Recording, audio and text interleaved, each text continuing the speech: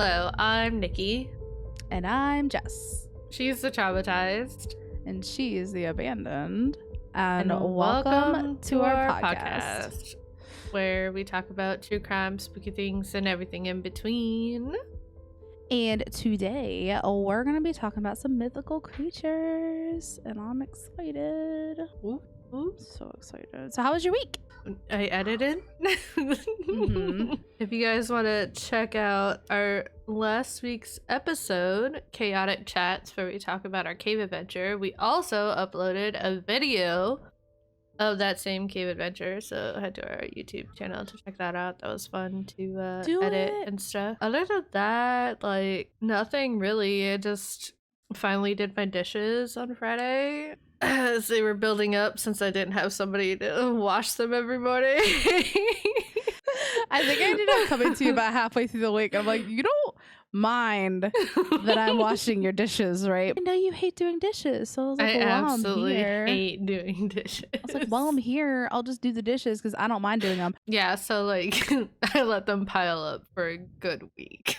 I can't do that. I don't know how you do that. I don't know. I have to be in the right mental state to do the dishes. That sounds ridiculous, but I can't do them unless I'm like prepared to do them. You know what though? I think that's the way for me for cooking. Like, I can't just like get up and be like, I'm gonna cook myself a meal. Like, I have to be like, that also sounds stupid, but like it really takes a lot of energy out of me because I feel like I'm messing up every step of the way and I'm gonna mess it up and then it's gonna be wasted food. Like, I have a whole bunch of anxieties around that. So like, I mean, luckily I got blessed with somebody who could cook their ass off. So I'm like, thank God, because I would literally just be having like hamburger helper every night. I can't even cook a hamburger. Like, it stresses me out so much. So everyone has their things. Welcome to our podcast where we talk about our anxieties in the kitchen. In the kitchen. They probably are deep-rooted from our childhood somehow.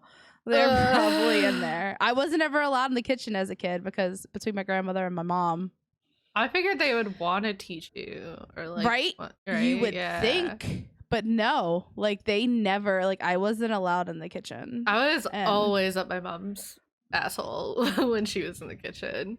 That's probably why you like cooking. Yeah, like even when she worked at the bar, like, because from a young age, not gonna disclose what, I was working in like the restaurant's kitchen, like doing dishes, and when I didn't have dishes to do, I would be like right next to my stepdad watching him, how he cooked the walleye, how he cooked the steak, how he cooked the shrimp, even though I don't like shrimp, and like I would still like learn how to make those things, you know. Yeah. And then I would always ask my mom as she's cooking, what are you doing? And she's like, I just dump. And I'm like, okay. See, my mom would dump and then my grandmother would like, you can't dump. And so it was always just and like my dad's parents lived with us for like the majority. So it was always very like tense in the kitchen. So maybe that's why I have anxiety when it comes to cooking. Anyway, my week. We did a Destiny raid. We also did that. Part that was exciting. Of one. We got to the final boss. Definitely not expecting for us to get that far because it's so much and there's so many mechanics that are like intricate and detailed and it's a lot, but we did really good. All right, you ready for the fun fact of the day? Fun fact of the day. Fun fact of the day. Did you know that the painting the Mona Lisa, she doesn't have any eyebrows? Yes, I think I knew that. I did not know that. I looked it up. 'Twas true. 'Twas a true fun fact. 'Twas true. 'Twas true. Okay. Anyways, so what mythological creature, is it mythological or mythical? What creature are you gonna be telling me about today? Today I'm going to be talking about mermaids. Okay, tell me all about mermaids. So what is a mermaid? A mermaid is a mythical sea-dwelling creature. It is usually described as having the upper body of a humanoid and the tail of a fish for its lower half. The English word for mermaid is a compound of mare or mere. I don't know I don't speak Old English, but it's Old English for sea, and Okay. maid, a girl. Tales of mermaids actually date back to the first written accounts of humanity. Interesting. Okay. So these stories of mermaids have existed for thousands of years and span across many cultures around the world. There is actually a very first mermaid. Would you like me to tell you about her? I would love to tell you about her. The first telling of a mermaid can be traced all the way back to 1000 BC. So 1000 years before Christ.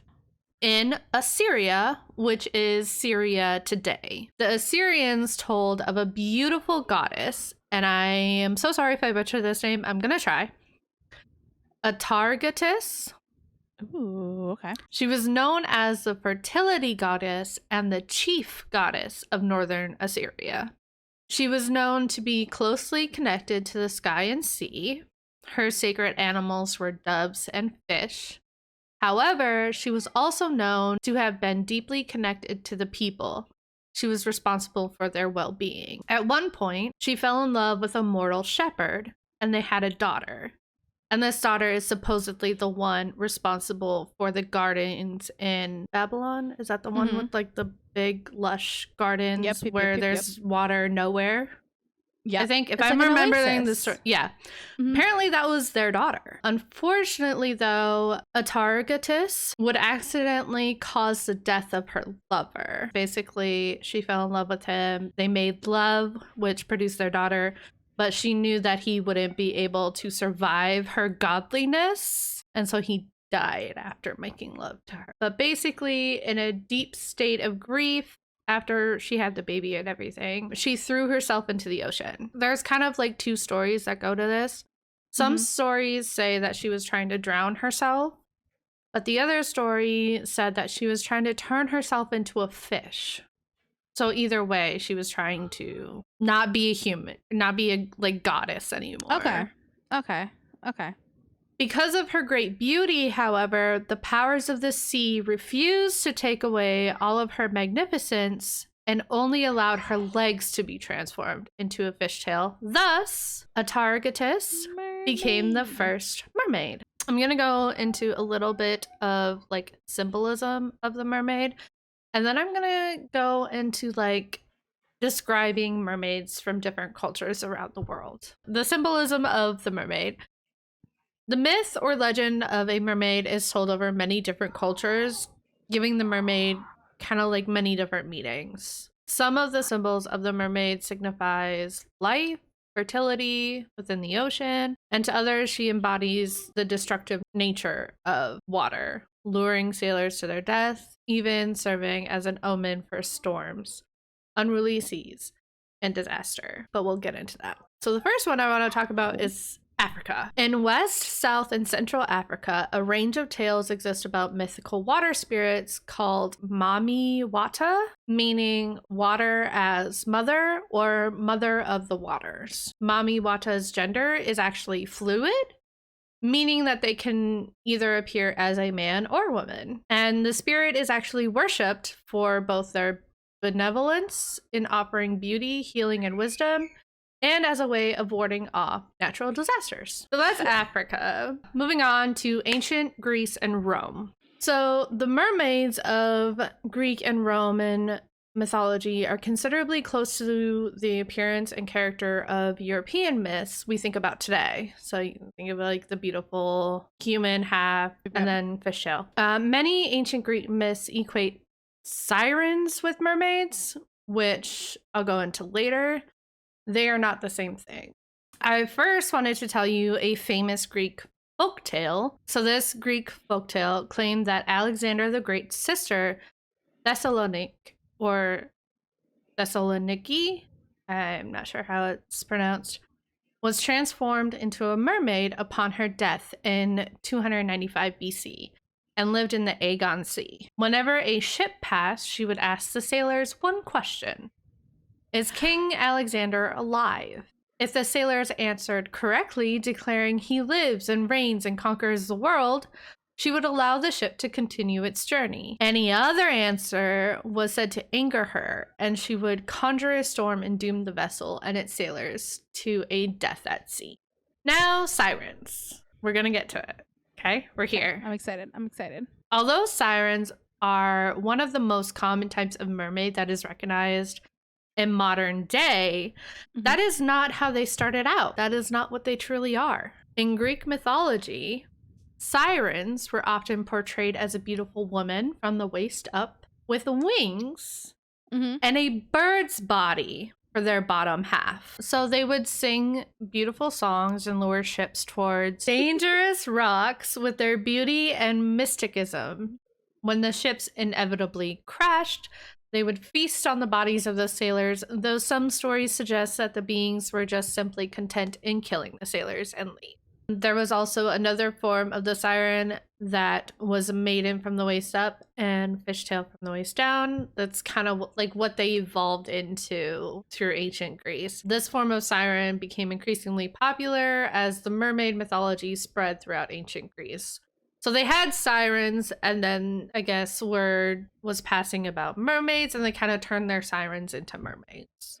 Okay. And this type of siren became more recognizable than their avian counterparts. So like I said, they kind of like started thinking of sirens as mermaids rather than what they were. So that's ancient Greece, mermaids and stuff. So we're gonna swing up to British folklore. British mythology, considering these beings, tells that the arrival of these mer people is always disastrous for humans. The arrival of a mermaid was thought to be a sign that there was about to be a monstrous storm or a terrible disaster on the sea. Additionally, mermaids were often thought to be violent and mischievous creatures that would provoke trouble if given the opportunity. But the island right next to them, Ireland, didn't think that way about mermaids at all. The mermaids that are known to be native to Ireland are called Merrows. It is known that the Merrow maidens were extremely beautiful in nature and were thought to be near perfect in appearance. They were often written as having traditional mermaid features with green hair and thin membranes between their hands and feet. Oh, like webbings. Cool. However, their counterpart, the male Merrow, is considered grotesque, cruel, and more fish than man. Now we're gonna go over to the Asia side for a little bit. In Chinese folklore, it describes mermaids as capable, beautiful, and they were able to turn their tears into pearls. Ooh. Which I thought was really interesting. Very interesting. Yeah, in China, they're seen to be gentle, mild, and a blessing of the sea. However, in Japan, the version is much more dark, believing mermaids are grotesque creatures that bring warfare to land if their body is found washed up on the shore. That's so interesting that, like you said, the United Kingdom and Ireland's were so different, and like Japan and China's are so different. It's just like, I don't know, it's just very interesting that they're so close but not, but have very differing stories. In Korea, Korean mermaid folklore is similar to China's, in which they depict the sea maidens as a good omen. They see her as a goddess that warns fishermen of sea storms and impending doom. I kind of want to talk about a theory real quick now that I've kind of like read through all of those. They're all saying the same thing, that they're an omen that warns you of a storm coming. Do they not? Whether they depict them as bad or good. Or good, right. That's definitely a common. It's basically like they're letting you know that a storm is coming. Prepare. Okay. So theory. Just kind of thought of it as I was reading through it. They all have the same tone to it. Just, oh no, they're bad. A storm's coming. Oh, they're good. They're telling us a storm's coming. You're saying the same thing. There are, of course, many more different mermaids from around the world. Like there's a tale from Brazil. I didn't put it in here because I couldn't find much information besides like one line, and I didn't want to put something in here. You know what I mean? There's plenty of other cultures that talk about mermaids, but the last one that I want to talk about, we're gonna go right back to Scotland. Okay. The last one that I'm gonna talk about is from Scotland, and it is the Selkie. And the Selkie is, of course, from Scotland and the Scottish Isles. Although Selkies are still categorized as mermaids, that's not exactly what they portray. The Selkies are known to have the gift of theranthropy, which is the ability to change from human form to animal form at will. These shape-shifting creatures live as seals while in the sea. That's amazing. Okay. And transform into humans while on land. So if you remember me talking earlier about the Marrows, the Irish ones, they can walk on land, and so can Selkies. These are basically like the only two that go on land. So here's the thing. They transform into humans while on land. They accomplish this by shedding a seal skin when they desire to be on land and hiding it. And when they wish to return the water, they would slip back into the skin and blend into the sea. My last question. Okay. Are mermaids real? And the only thing that I can say about this question is my opinions. My thought process. I personally cannot rule it out that they don't exist. These are my opinions, and you can call me crazy if you want. But the first point I want to make, as humans, we've only discovered a small percentage of what is actually in the ocean. For a fact, people are still finding things in the ocean. And also, the megalodon exists. Just saying. Anyways. No, I'm with you on that. You got me on that point. I totally agree with you. So, like, why are people so quick to determine that something doesn't exist in places that we have never explored? Or why are people so quick to determine something doesn't exist when we have no idea? I mean, there's even like this one place, I think it's in Asia or something, and it was like a giant sinkhole that nobody could get to.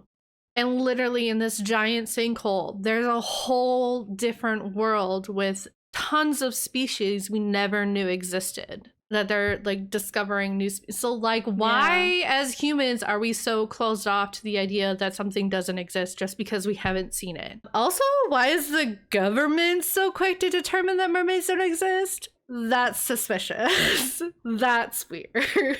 That's weird. Just because like the US government is so sketchy, like I can't with them. I don't believe a word they say. Especially like when I search mermaid conspiracies and all I got was US government websites saying mermaids aren't real.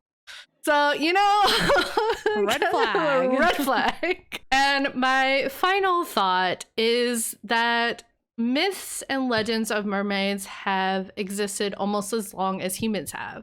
And almost every single culture speaks of them. So why also are we so dismissive? Like there were even like cave drawings of mermaids. Like why are we like every culture speaks about them? So like it makes sense that why would they speak about something that they haven't seen? You know what I mean? All in all, though there may not be a lot of physical evidence in our modern world, like I said earlier, what's wrong with just believing that maybe they could exist? And also like just letting people believe that they exist. You know, what's the harm in that? So hashtag mermaids are real. Thank you. And good night. Thanks for coming to our TED Talk. No, like honestly, like you think about it. Think about a manatee. Think about a giraffe. How weird. Like we are so normalized to giraffes because we see them all the time. But imagine trying to explain to somebody what the hell a giraffe is.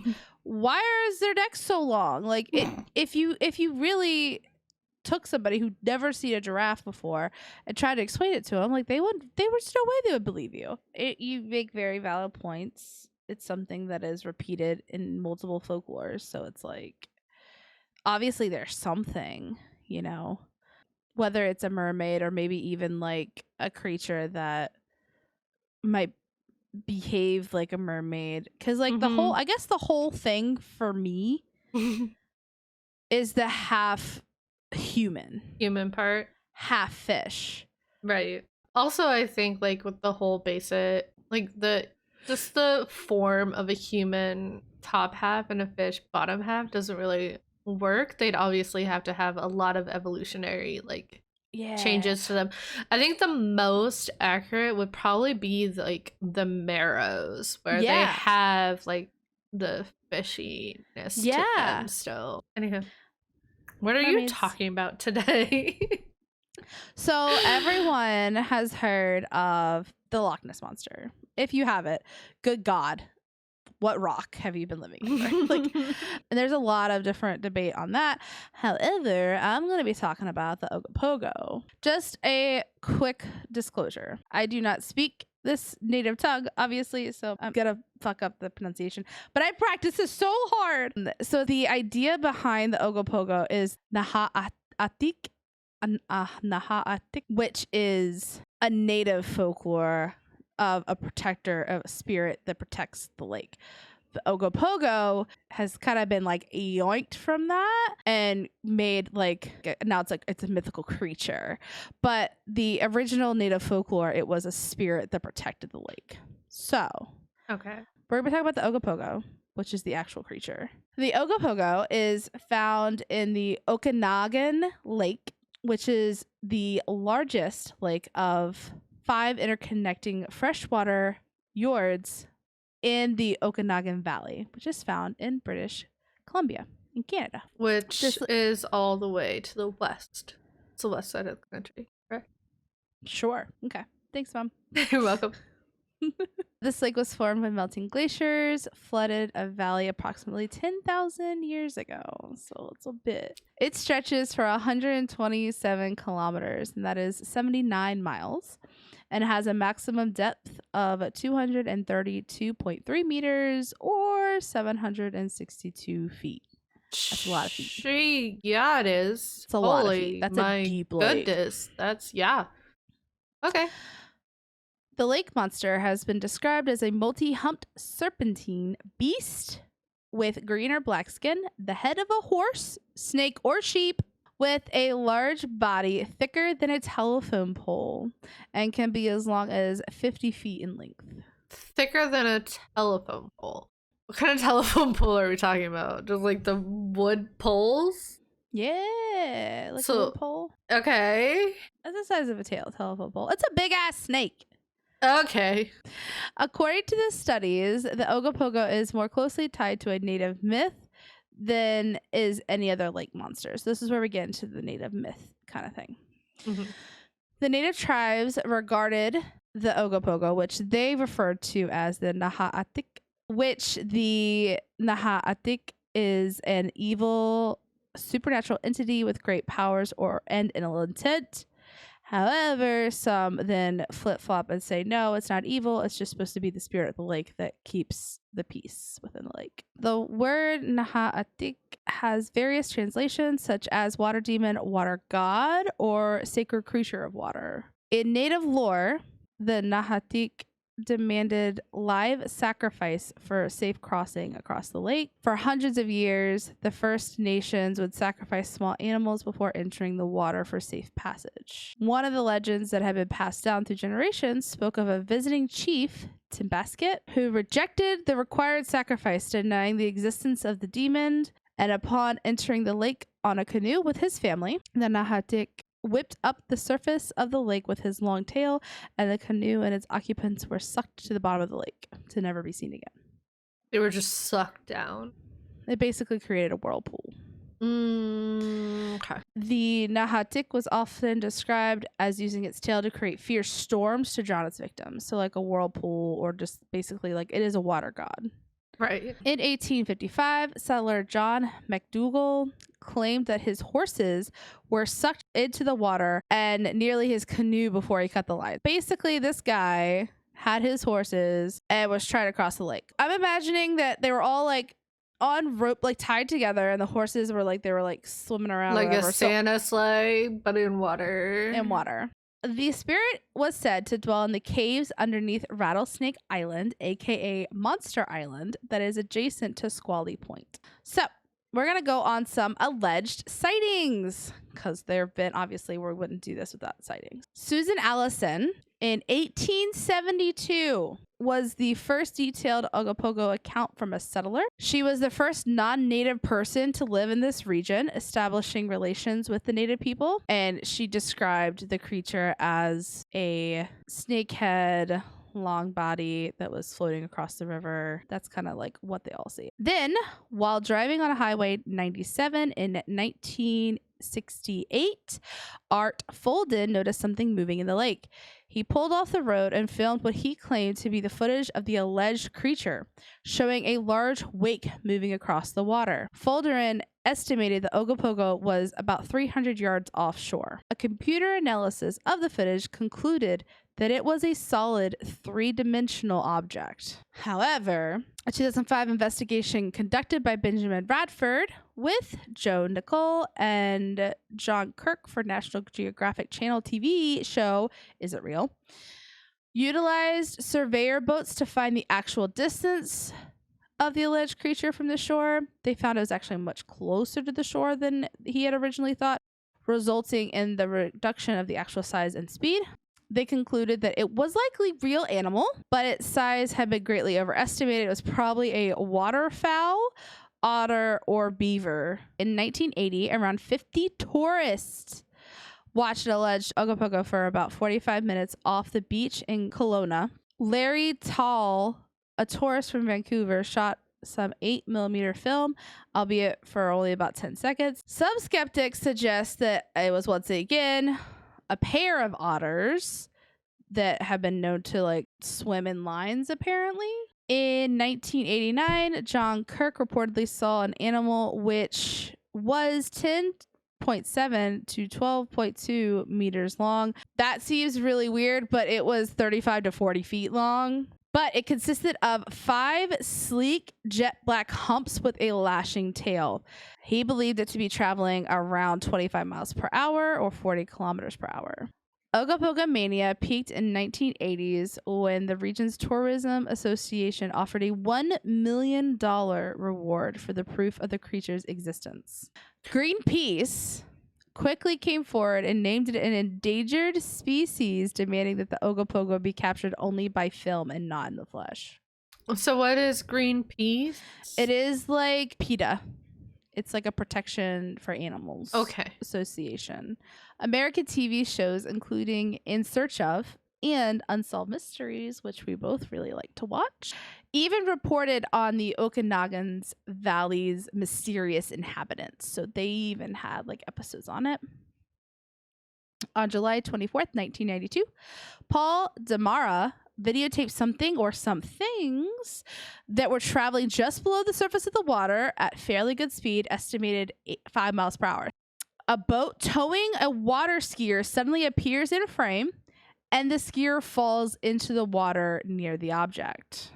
That would be terrifying. Within several minutes, Damara made 2 other videotapes, each showing that what appeared to be multiple animals in the water. So at this point, somebody who was looking through the video footage, Benjamin Radford, suggested the creature was only several otters who do tend to swim, and Why are they blaming it all on the otters? It's all the fucking otters, dude. No, it's all otters' fault. That's what it is. In 2005, FBI video specialist Grant Fredericks concluded that the object was very consistent with debris from a falling tree in the water, noting that it was very slowly bobbing up and down. He also pointed out that the alleged creature did not react to the water skier. The skier did not seem to be alarmed. However, if I was a water skier, I don't think I would like the fact that there was a big ass log in my way. Like, I feel like I would react to that. Would he even notice? Thinking back to childhood days, when we would go tubing, you know, like when you're being pulled on a tube. When you fall in the water, you're not necessarily looking in the water. You're looking at the things. You're looking at the boat, especially like because if you start thinking about like what's like underneath you in a dark lake that you can't see through, it's scary. So you're just like bobbing up and down, come and get me, like, you know. In August 2008, a local photographer, Sean Valora, and his girlfriend Jessica Wiegers were sitting by the lake shore of Peachland as she noticed a disturbance in the water. Sean snapped one photograph and then his phone died, so he wasn't able to capture more. He never publicized it, but described it as having a black hump-like ridges. 8 days later, south of the original sighting, Sean pulled his car over to look at the Highway 97 widening project, and Jessica spotted another disturbance. He then snapped 11 photographs of the unknown object as it was surfacing near a boat. One of them shows a tail or neck-like object surfacing in the water, while the others show the back and head of a creature. He estimated the creature being 18 to 20 feet long. He estimated it from the boat in the background. These photos were examined by many local experts. Chris Bull, who ran the local fishing department and cataloged every single species of the lake, concluded it didn't look like any known animal of the lake. Members of this show, Monster Quest, also examined these photographs and found no evidence of tampering. These photos wouldn't be shown to television until 2009 on the Monster Quest episode Lake Demons. In 2011, a cell phone video captured 2 dark shapes in the water. A suggested explanation is that the video shows 2 logs, or shall we repeat it again? 2 otters. It's always the otters. God damn it. The video was analyzed for Discovery News and was concluded that, and this is a quote, "The video quality is poor and the camera is shaky. But a closer look at the 30-second video reveals that instead of one long object, there are actually 2 shorter ones, and they seem to be floating next to each other at slightly different angles. There are no humps, nor head, nor form, only 2 long, darkish, more or less straight forms that appear to be a dozen feet long. In short, they look like a lot like floating logs, which would not be surprising since Okanagan Lake has tens of thousands of logs harvested by timber industry floating just under the lake surface. So maybe this is just a bunch of logs." In 2018, there are reportedly 3 sightings, one of which is described as a giant snake, which is about 49 feet long. According to a skeptical author, Benjamin Radford, contemporary sightings of the Ogopogo were most likely misidentifications of waterfowl, otter, or beaver, and added that, and like I said before, the First Nation stories were not referring to a literal lake monster like the Ogopogo, but instead to a legendary water spirit. Though the supernatural Nahaatik of the Okanagan Lake Indians are long gone, a less deadly, less fearsome, and more biological beast whose exact form is a matter of debate has replaced it. Joe Nickel and Benjamin Radford proposed an origin and claims of sightings in the wildlife of the region, and this is their explanation of all these. Otters often swim in a row, and their motion can often be mistaken for one continuous serpent. Radford pointed to John Kitt's 1989 sighting as likely being a group of otters that were swimming in a row. It's literally always about the otters. There is currently an unclaimed $10,000 reward for concrete evidence of sturgeon in Okanagan. Now, have you ever seen a sturgeon? That's a fish. It's a fish. It's a very long fish. Aren't they in seas? Yes. Are they saltwater fish? Yes, but there have been sightings of sturgeon in the lake. Just throwing that one out there. So back to Benjamin Radford. He has pointed to water spouts as likely a source of inspiration for the First Nations myths. Water spouts are fairly common in Okanagan Lake, often forming when air temperatures drop and the lake has a relatively warm water temperature. So, you know how we were saying how the things would get sucked down to the bottom of the lake? So they were saying it was a water spout. So basically a water tornado is what a water spout is. So, and they are common. All right, so there's that. However, one of my favorite theories, what the Okanagan is. Are you ready? Ogopogo is. Are you ready? Yes. Some people have claimed it to be a surviving Baleosaurus, which is a prehistoric whale that is described as a long, somewhat serpentine lake. So they think a dinosaur is living in the lake. However, this theory has mostly been debunked as most fossils have been found in Egypt and it went extinct like 35 million years ago. But didn't they just find like a species in the ocean that they thought was extinct, but it wasn't? So, you know, like, isn't there like 80%? This is funny because like you were saying, and I was like, that's literally my argument too. Like 80% of the ocean has not been discovered. Like, it's insane. Not only that, but there's like a huge amount of the Amazon forest that we haven't even discovered. Dude, yeah, no, I'm not going in the Amazon forest. Absolutely Like, not. there's shit out there, guys, that we don't know about. I'm just saying. Evolution is happening all around us all the time. Doesn't stop. So Additionally, Okanagan Lake gets really cold in the winter, so most likely making it impossible for a whale-like creature that had adapted from saltwater to live in there. But like literally orcas like cold stuff. Like there's cold water whales out there. Look at beluga whales. Is this lake connected in any way to the ocean? By rivers or anything? No. Not that we know. Okay. It was formed when a glacier melted, so something could have been frozen in the glacier. So there's that. That's the Ogopogo. So now that it has become when they did the $1 million thing, it almost became this like cash grab where they put it on T-shirts, they put it on everything. Oh yeah, definitely. And of course, like the native tribes were like, bitch, that's our history that you're monetizing. And so like the one documentary I watched was like on their side of things. And I thought it was really interesting because they have like a museum where they like tell people the truth, like their truth. Yeah.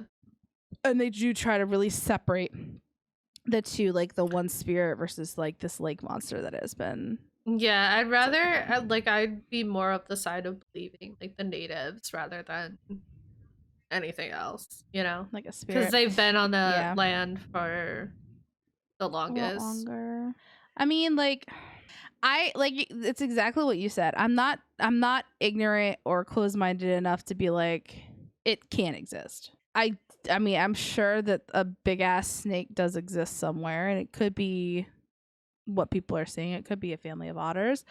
I mean, like you think about like the Loch Ness monster. So many people believe that's real, and I haven't done a lot of research into that yet, but I mean, I can't imagine people think it's real. So like, could it even be like an evolution of like an eel? Maybe. So yeah, that's my story. Interesting episode. That's it for this episode, guys.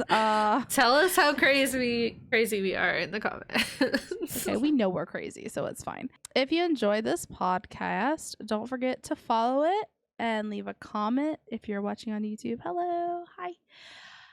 Please like and subscribe. It means so much to us. You have no idea. You can also find us on Twitter, Instagram, TikTok. Our usernames are TTATA Podcast, and that is where we post our updates when we go live. I did it. I did everything on time this week. And I swear I will start uploading TikToks again. Thanks for listening. Next week, we're going to be covering Unsolved Mysteries. I'm really excited. I'm doing one that I wanted to do for so long. I'm excited about mine too. So. And with that, we're going to leave you with this inspirational quote. Don't know who this is from, but don't be afraid of being different. Be afraid of being the same as everyone else. Ooh. It's okay to be weird. Like yeah. Hashtag mermaids are real. Hashtag we're really weird. And we embrace it. We literally in the middle of this episode we're just spent like 10 minutes talking about D&D. It's fine. It's fine. We don't judge here. Okay. Bye. Bye. Bye. Bye.